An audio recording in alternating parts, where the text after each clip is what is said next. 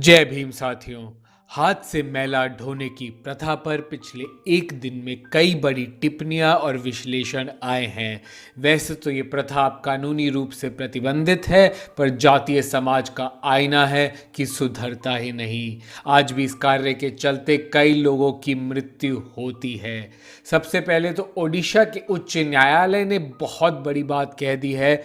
हाल ही में हुए सीवर सफाई कर्मचारियों की मृत्यु की खबरों का खुद संज्ञान लेते हुए उन्होंने कहा है कि आज भी ऐसी घटनाओं का होना समाज के लिए और न्यायपालिका की अंतर आत्मा को झिंझोड़ने वाली घटनाएं हैं।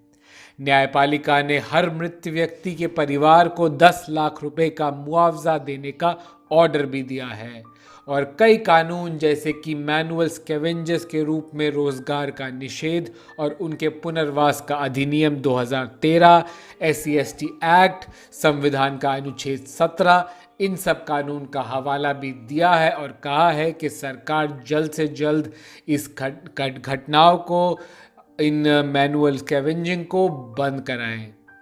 पर माय लॉर्ड, हमारा प्रश्न ये है कि इसमें जाति की बात क्यों नहीं करी जाती? क्यों आज भी मैला ढोने वाले, सीवर और टैंकों में उतरने वाले व्यक्ति अनुसूचित जाति जनजाति से ही होते हैं? इस परंपरागत जातिगत व्यवसाय को खत्म क्यों नहीं किया जाता? इसका हम आपको देते हैं सल्यूशन। क्या है उपाय? है कि आप ब्राह्मण सवर्ण को कह दीजिए कि वो भी इस व्यवसाय को करे, अपना ले। बेरोजगारी को ख़त्म करने के लिए ब्राह्मण सवर्णों को भी ये करना चाहिए। अपने आप खत्म हो जाएगी ये प्रथा। ब्राह्मण सवर्णों को मैला ढोने के काम में आरक्षण और अवसर भी ज़रूर मिलना चाहिए।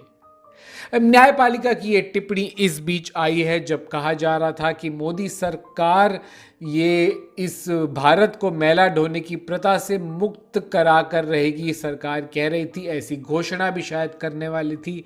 ये तो शुतुरमुर्ग वाली बात हो गई। सब घट रहा हो आपके सामने, उसे नज़रअंदाज करके आप अपना सर रेत में डाल लें, आंखों पर पट्टी बांध लें।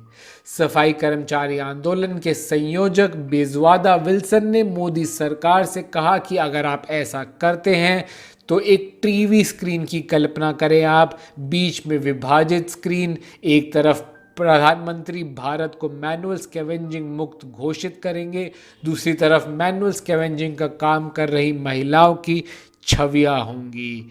फिर सरकार ने ये घोषणा करने से पीछे हटना पड़ा। नहीं तो पिछले साल 2 अक्टूबर गांधी जयंती पर ही प्रधानमंत्री मैला ढोने की प्रथा से मुक्त भारत की घोषणा करने वाले थे। बेजवादा विल्सन के संगठन ने यह भी बताया है कि आज भी मैला ढोने वाले 10 लाख से ज़्यादा व्यक्ति हैं इस देश में। इतना विशालकाय आंकड़ा है। एक तो भारत की आज़ादी के बाद भी 6 दशक से ज़्यादा लगे ऐसे कानून बनने में और 8 साल हो गए इस पर प्रतिबंध लगने के प्रमुख कानून को बनने में, पर फिर भी पिछले 8 साल में 400 लोगों की मृत्यु हो गई है। कारण यही है कि ब्राह्मण सवर्ण का दबदबा रखने वाले समाज में जातिगत व्यवसाय को अनुदान के रूप में माना जाता है, ग्रांटेड लिया जाता है 21वीं सदी में भी। तीसरी आखिरी जो चर्चा है, विश्लेषण है, वो बात ये है कि काफ़ी विश्लेषण आ रहे हैं कई राज्यों में। ऐसा पता लग रहा है कि उन्होंने जो ख़त्म करने के लिए, मैनुअल स्कैवेंजिंग ख़त्म करने के लिए रास्ता औद्योगिकरण का चुना था, वो उपाय ढंग से काम नहीं कर पाया है।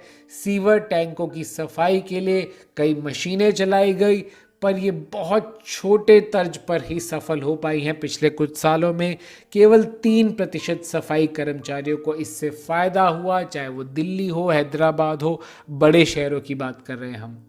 ये स्कीम्स, ये प्रौद्योगिकी मशीन केवल दिखावा रही हैं। अगर इस काम को जाति से तोड़ा नहीं जाएगा तो दिखावा ही रहेंगी। जब तक सवर्ण इस काम को नहीं करने बैठेंगे तो बेहतर तकनीक नहीं लाएगी सरकार। हम कहते हैं मशीनों का इस्तेमाल केवल अनुसूचित जाति जनजाति के लोग क्यों करें? इन मशीनों का इस्तेमाल, माफ़ कीजिएगा, सवर्ण ब्राह्मणों को करना चाहिए, ये व्यवसाय अपनाना चाहिए अपनी बेरोज़गारी कम करने के लिए भी।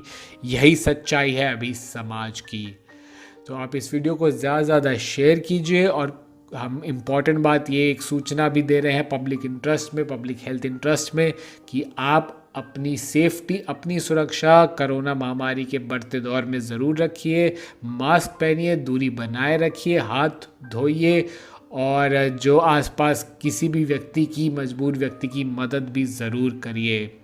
तो इस वीडियो को ज़्यादा से ज़्यादा शेयर कीजिए, इस विचार को, हमारे विश्लेषण को। ये बहुत महत्वपूर्ण, पिछले 24 घंटे में 3 खबरें आई हैं, इसको ज़्यादा से ज़्यादा आप शेयर कीजिए। हमारे चैनल द न्यूज़ बीक को सब्सक्राइब ज़रूर कीजिए, बेल आइकन दबाइए नोटिफिकेशन तुरंत पाने के लिए। किसी भी खबर के लिए आप हमें फेसबुक, ट्विटर और इंस्टाग्राम पर भी फॉलो कर सकते हैं। जय भीम।